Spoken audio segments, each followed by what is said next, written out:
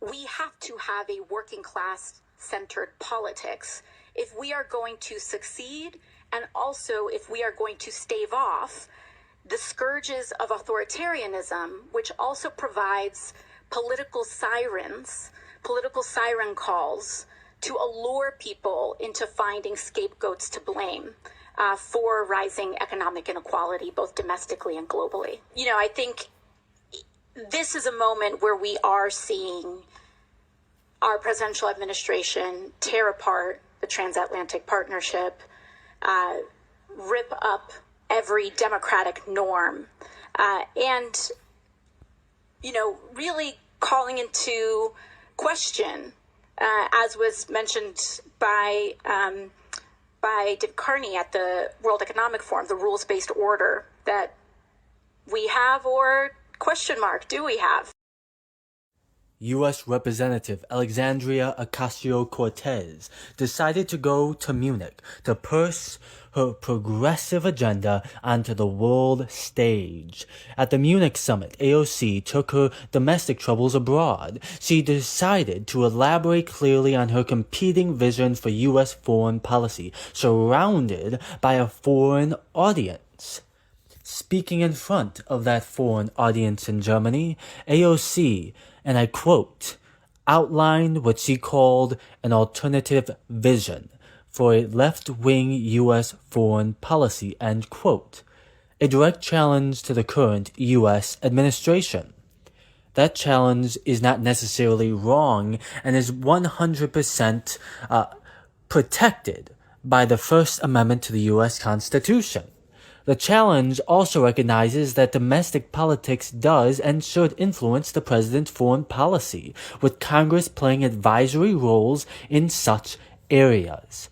However, the intention and place of those remarks should draw bipartisan backlash.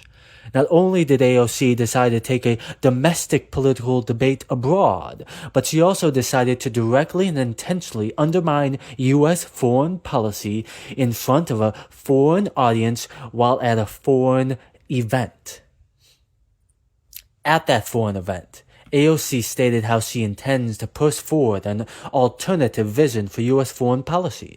She does not want to wait for a Democrat president to possibly win in 2028. No, AOC wants to build that competing foreign policy today, gaining foreign policy allies on the foreign arena right now. This is where what was encouraged becomes a rather scathing problem. According to the Council on Foreign Relations, the U.S. Constitution states that, and I quote, the president is the sole organ of the federal government in the field of international relations. He wrote on behalf of the court in the United States versus Curtiss-Wright Export Corporation 1936 Supreme Court case. End quote.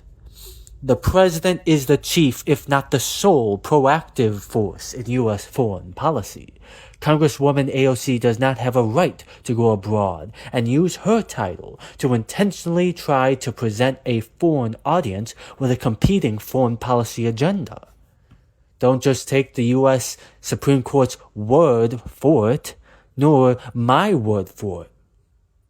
Rather, listen to a long line of voices who voice opposition to domestic actors going abroad with the sole intention of upstaging the president's foreign policy agenda.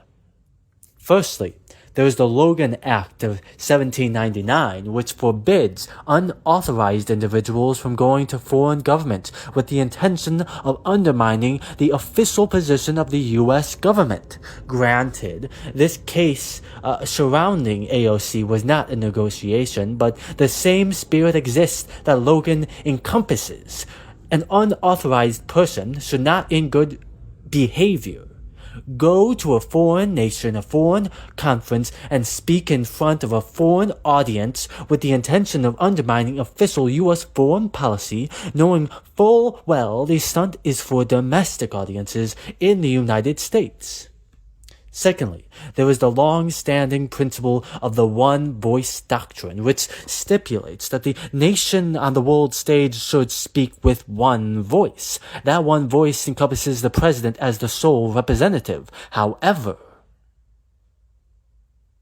while it encompasses the president as the sole representative on the world stage, that one voice may be and should be influenced by domestic levers in our checks and balances system. Members of Congress should go to domestic audiences, speak in congressional chambers, and cast official votes to influence the president and his administration to adopt alterations and alterations to the official foreign policy of the United States. However, once a member of Congress decides to go abroad and pitch with a foreign audience an alternative foreign policy, then that one voice is torn asunder. In conclusion, there is nothing wrong with AOC voicing her opinion.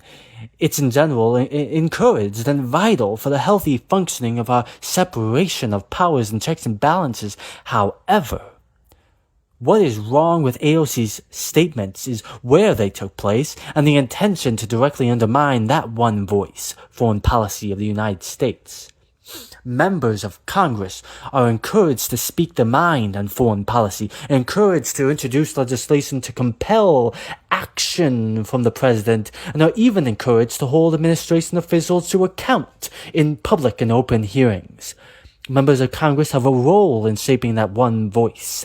They are a part of that one voice foreign policy through those unique and cherished avenues. Where AOC erred is where she decided to pitch a presidential message to a foreign audience when it was really intended for a domestic audience in the United States. AOC directly stated she intends to convey an alternative vision for U.S. foreign policy now, preempting the president and providing allies with two competing foreign policy visions that both claim to be official.